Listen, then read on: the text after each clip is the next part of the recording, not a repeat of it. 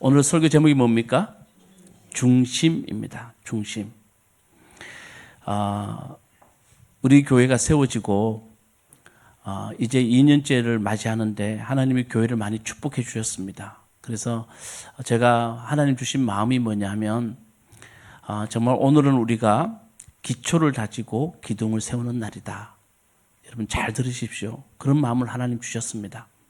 그리고 이런 교회를 세우는 것이 우리가 하나님의 큰 축복이라는 생각을 하게 되었습니다. 그 주인공은 바로 여러분들입니다. 여러분들이 그 축복과 은혜 가운데 여러분들이 교회에 정말 기초가 되시고 기둥이 되어주시기 바라겠습니다. 여러 번 말씀드리지만 제가 말씀 준비하면서 다시 한번 우리 무화과나무 교회를 하나님이 세우신 목적에 대해서 하나님이 다시 되새겨 주셨습니다. 요한복음 1장에 나다나엘, 빌립이 나다나엘을 불렀을 때 예수님은 빌립아, 내가 무화과나무 아래 있을 때 내가 너를 보았다. 너는 참 이스라엘 나라 사람이다. 그렇게 말합니다. 좀 쉽게 말하면 참 이스라엘 사람이라는 말은 내가 참 원하는 사람이었다. 주님은 무화과나무 밑 아래에서 있는 나다나엘을 봤습니다. 하나님 말씀을 가지고 새로운 나라를 꿈꾸는 사람, 새로운 세상을 꿈꾸는 사람.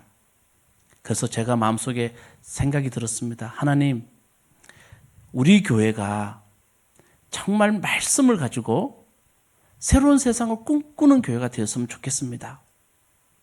진짜 하나님 앞에서 새 길을 가는 교회가 되었으면 좋겠습니다. 그 기준은 말씀입니다.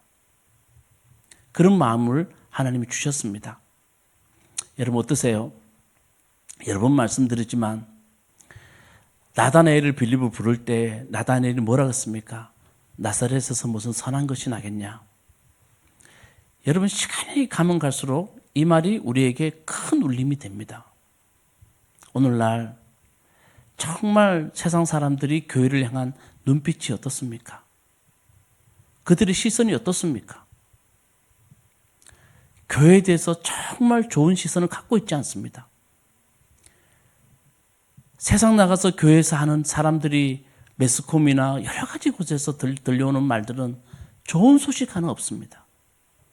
마치 그들의 시선은 교회에서 무슨 선한 것이 나겠냐라는 마음으로 교회를 바라봅니다.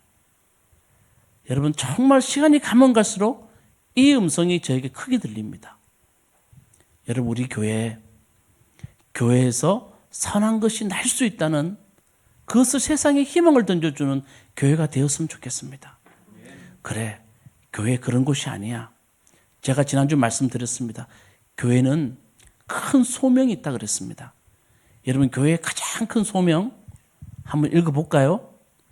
고린도전서 3장 16절 17절 말씀 우리 다 같이 한번 읽어봅시다. 제가 좀 눈이 잘 안 보여서 여러분 좀 한번 크게 읽어보도록 하겠습니다. 시작. 여러분은 하나님의 성전이며 하나님의 성령이 여러분 안에 거하신다는 것을 알지 못합니까? 누구든지 하나님의 성전을 파괴하면 하나님께서 그 사람을 멸하실 것입니다. 하나님의 성전은 거룩합니다. 여러분은 아멘. 여러분 이 말에 얼마나 큰 소명이 들어가 있는 줄 아십니까? 바울은 정말 우리에게 사람들이 생각하지 못했던 큰 통찰력을 우리에게 가르쳐 줍니다. 정말 예수 믿는 사람들의 큰 소명이 뭐냐는 겁니다. 그 당시 그 누구도 생각하지 못했던 이렇게 말합니다. 우리는 하나님의 성령이 가는 뭐라고요? 하나님의 성전입니다. 이게 소명입니다. 지난주도 말씀드렸지만 하나님의 어떠하심을 보여주는 것이 성전입니다. 하나님의 성전이 되어서 우리 하나님의 어떠하심을 보여줄 수 있는 성령이 거하는 전이 되라는 겁니다. 이렇게 말합니다. 하나님의 성전을 파괴하면 하나님께서도 그 사람을 멸하실 겁니다. 여러분 멸하신다는 말을 그 사람 완전히 하나님 멸한다고 하지 마시고 그렇게 생각하지 마시고 하나님의 축복에서 떨어진 사람입니다라고 읽으시면 돼요. 하나님의 성전을 파괴하면 다시 말하면 하나님의 놀라운 성령이 우리 속에 거하고 우리는 하나님의 성령이 가하는 전으로 생각해서 그 소명을 감당해야 되는데 그걸 파괴하면 하나님의 축복과 멀어집니다. 그러면서 바울은 다시 한번 말합니다. 하나님의 성전은 거룩합니다. 여러분은 하나님의 성전입니다. 아멘. 이게 우리 소명이에요. 우리가 나가서 하나님의 성전임을 사람들에게 보여줘야 돼요. 하나님이 어떤 분인 걸 보여줘야 돼요. 여러분 한 사람 한 사람이 통해서 하나님은 세상 사람들에게 왜곡되게 보여주는가 아니면 하나님을 제대로 보여주는가는 우리 몸에 달려있다는 거예요. 그만큼 중요하다는 거예요. 그 하나님이 우리를 그런 사람으로 여겨주신다니 얼마나 큰 소명입니까? 얼마나 큰 깨우침이고 얼마나 큰 하나님의 가르침입니까? 믿으시죠? 그리고 바울은 4장이 넘어오면 이렇게 말합니다. 우리가 하나님의 성전이니 우리 어떻게 해야 되냐 하면 우리를 이렇게 말합니다. 하나님의 우리 4장 1절 말씀 개역개정으로 한번 보여줍시다. 4장 1절 말씀 시작. 사람이 마땅히 우리를 그리스도의 일꾼이요 하나님의 비밀을 맡은 자로 여길지어다. 우리는 하나님의 비밀을 맡은 자래요. 다시 말해 하나님의 관리인들이래요. 정말 우리를 놀라운 그 소명에 가진 자로서 우리는 하나님의 일꾼이라고 우리를 말합니다. 그러면서 우리 일꾼들에게 필요한 것이 뭘까? 자, 2절 다 같이 한번 크게 읽어보시죠. 시작. 자, 맡은 자에게 구할 것은 뭐라고요? 충성. 자, 군에 가면 인사할 때 뭐라 그럽니까? 충성. 이거 많이 들었어요. 저는 이렇게 교회 임명식을 간다든가 누구 세울 때 목사들은 많이 가잖아요. 초청받아서 가면 충성이라는 단어를 참 많이 쓰는 것을 봤습니다. 그리고 거기 앉아서 들을 때마다 느껴지는 것이 충성이라는 단어가 어떻게 소비되는가, 교회에서 충성이라는 단어가 어떻게 소비되는가에 대해서 많이 생각해 봤습니다. 여러분, 이런 임명식이 있고 또 우리 이런 임명식이 있을 때 사람이 세워질 때 충성이라는 단어를 많이 사용하는데 어떻게 소비되나요? 저는 이런 참 많은 게 충성이라는 단어가 소비되고 있는데 뭐 특별히 좀 대표적인 것이 목사님께 충성하세요. 교회의 사역에 충성하세요. 이런 말들 많이 들었습니다. 맞죠? 틀린 말은 아닙니다. 근데 그것은 교회란 조직을 위해서 충성이라는 단어가 이렇게 소비될 때 교회를 잘 이끌어 나갈 수는 있을 겁니다. 조직을 위해서는 필요한 말입니다. 근데 저는 생각해 봤어요. 정말 성경에서 말하는 충성이 뭘까? 하나님이 원하시는 충성이 뭘까에 대해서 정말 많이 생각했어요. 그리고 여러분들과 오늘 이 충성에 대해서 한번 나눠보고 싶어요. 자, 다시 한번 제목이 뭡니까? 중심. 우리 속에 있는 중심이 뭘까? 그걸 한번 나눠보고 싶었어요. 그리고 여러분 동의되면 그렇게 사세요. 정말로. 여러분 조신영 씨가 지은 중심이라는 책이 있었습니다. 한때 정말 유명한 책이었습니다. 읽어보신 적 있으시나요? 거기 보면 강타라는 주인공이 나오고요. 메이저리그 가서 성공하려고 강타는 미국으로 떠납니다. 야구 이야기입니다.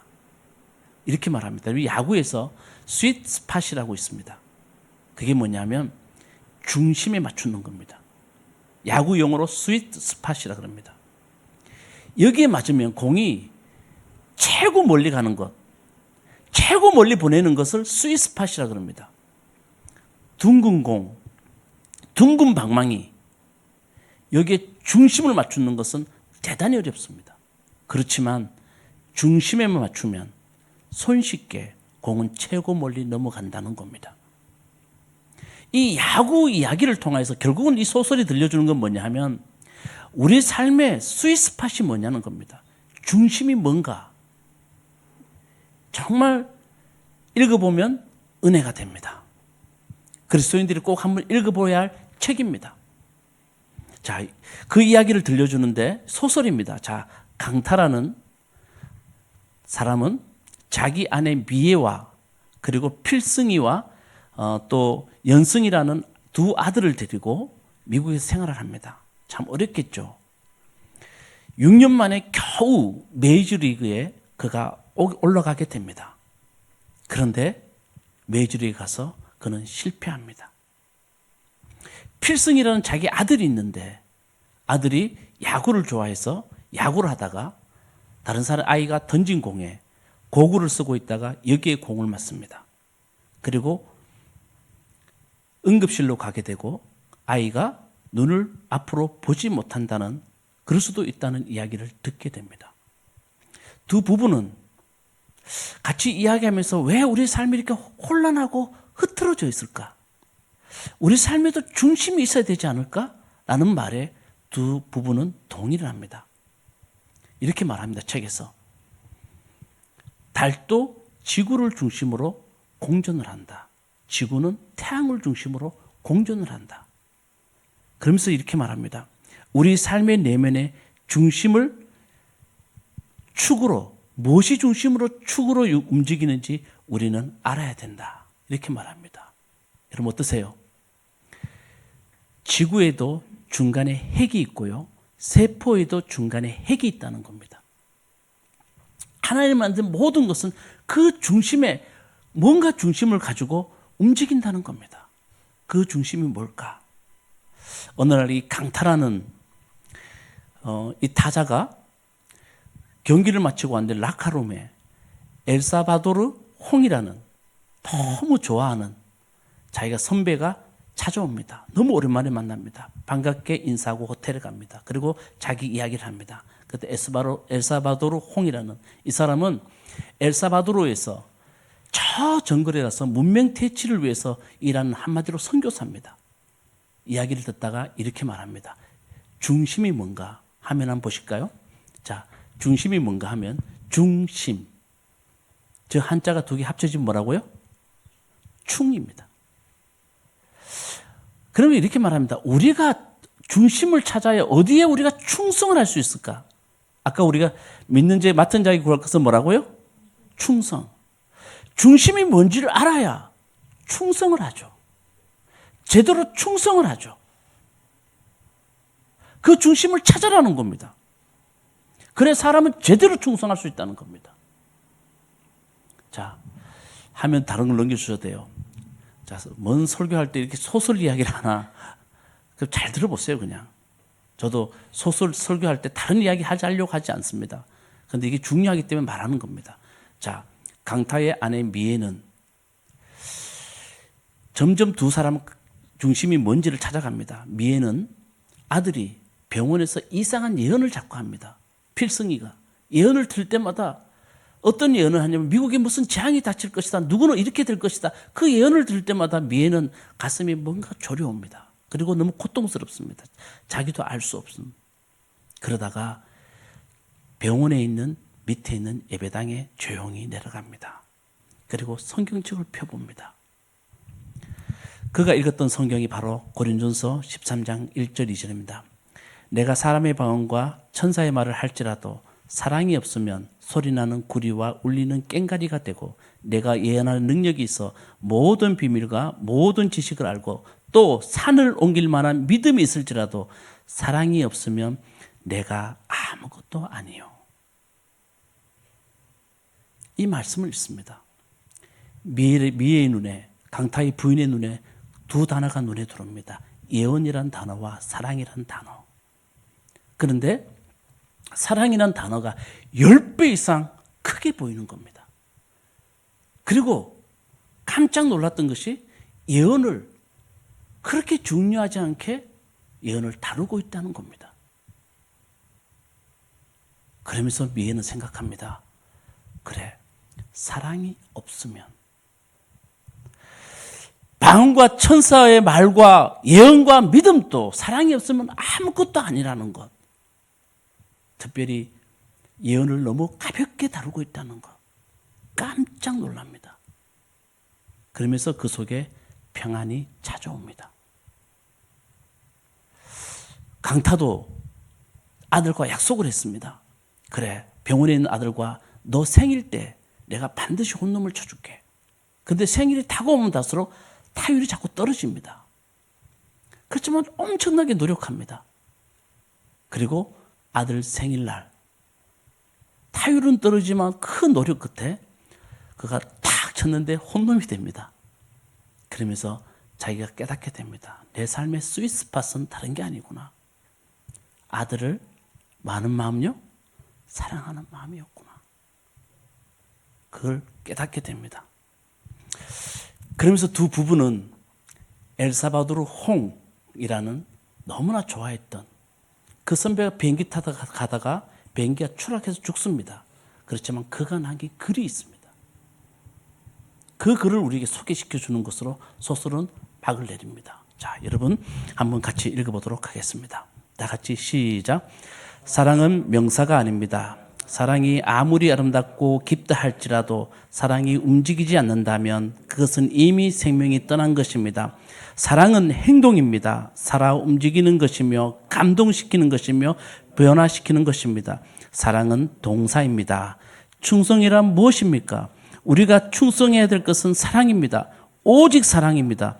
그것이 우리의 중심이 되어야 합니다. 여러분, 참 좋은 글이에요. 이렇게 말합니다. 사랑은 명사가 아닙니다.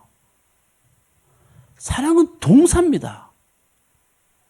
우리는 사랑을 명사로 알았는데 사랑은 동사라는 겁니다. 어떤 동사냐입니까? 살아 움직이는 것이며 감동시키는 것이며 변화시키는 거라는 겁니다. 이게 사랑이라는 겁니다.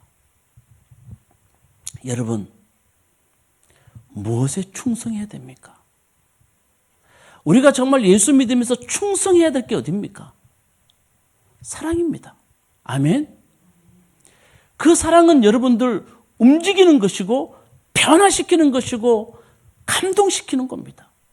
여기에 충성하십시오. 여러분, 누군가 힘들다 할 때 여러분 움직이십시오.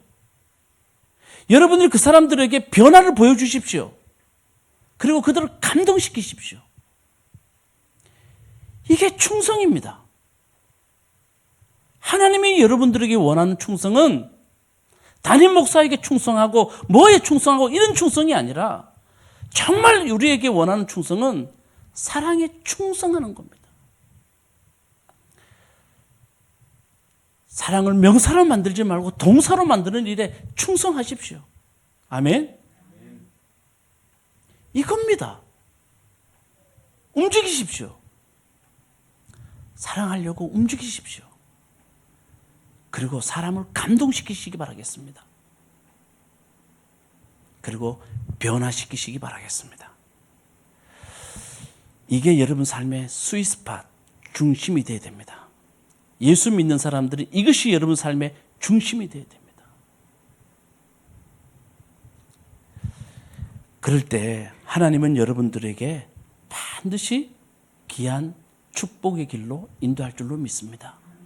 그래서 사도 바울, 요한은 우리에게 말합니다. 우리가 사랑이 얼마나 중요한지. 우리가 사랑을 하나의 그냥 교회 다니는 사람들, 축복이라는 단어는 10배 크게 보이면서 사랑하라는 말은 작게 보이고 가볍게 여기는 그런 우리 인간의 본능을 잘 아는 요한은 뭐라 그럽니까? 한번 요한 1서 우리 4장 말씀 7절 8절 말씀 우리 크게 한번 읽어봅시다. 시작. 사랑하는 자들아 우리가 서로 사랑하자. 사랑은 하나님께 속한 것이니 사랑하는 자마다 하나님께로부터 나서 하나님을 알고 사랑하지 않는 자는 하나님을 알지 못하느니 이는 하나님은 아멘. 분명히 말하고 있습니다. 사랑하지 않는 자는 하나님을 알지 못합니다. 여러분, 하나님 알고 싶으세요? 사랑하고 사랑 때문에 울고 사랑 때문에 고민하고 사랑 때문에 여러분 하나님께 기도할 때 하나님을 깊이 알 수 있습니다. 왜냐하면 하나님은 뭐라고요? 사랑이십니다. 하나님은 너무나 크신 분이시기 때문에 우리 하나님을 정의할 수 없어요. 근데 하나님은 우리에게 다가올 때 단 한 가지 모습으로 우리에게 다가온다는 거예요. 그게 뭡니까? 사랑입니다. 사랑할 때 하나님을 알 수가 있다고 말하고 있습니다.